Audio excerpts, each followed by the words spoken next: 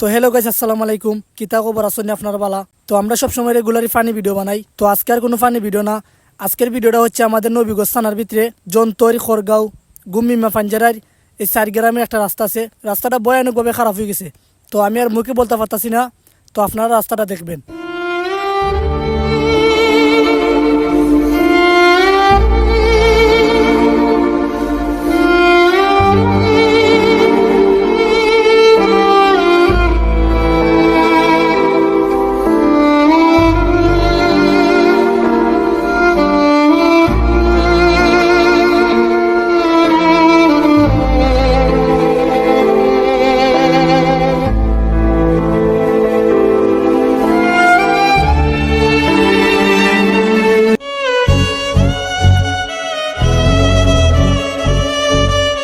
তো এই জায়গাটা হচ্ছে খড়গাঁও।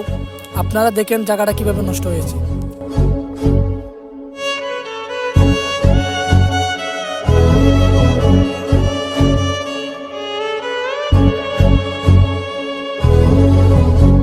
তো আপনারা দেখতে পারেন রাস্তার অবস্থাটা গুমগুমিয়া খড়গাঁও পাঞ্জারা এই জন্তর এই 4 গ্রামের মানুষকে এই রাস্তা দিয়ে চলাফেরা করা সম্ভব?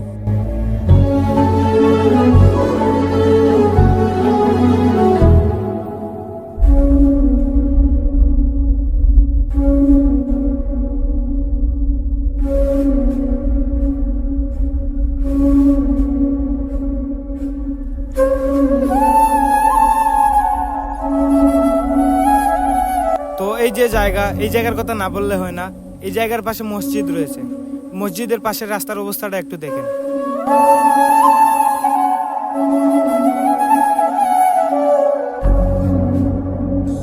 তো ওই 10টা গাতা দেখতে পারায়, এই গাতাটা ছুট হইলো গায়ের লাগি, এটা ভয়ানক একটা গাতা।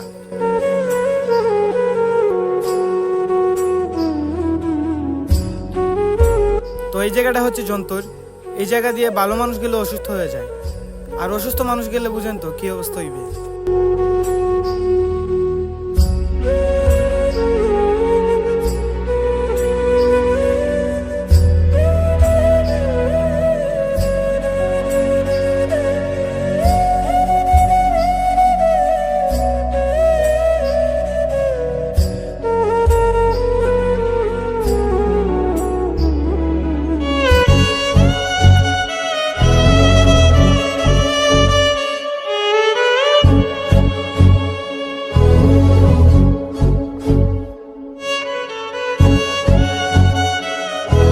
তো আপনারাই বলুন, এই রাস্তা দিয়ে অসুস্থ মানুষ চলাফেরা করা কিভাবে সম্ভব?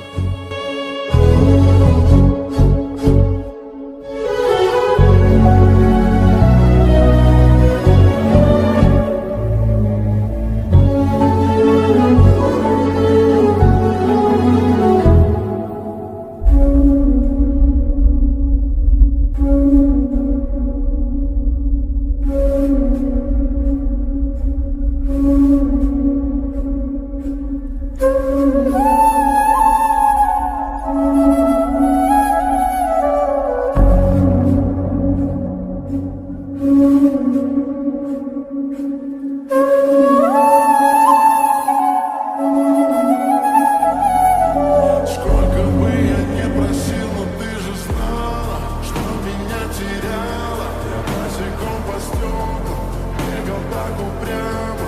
Если бы не твой милый голосок, я бы упал, сделав последний вздох.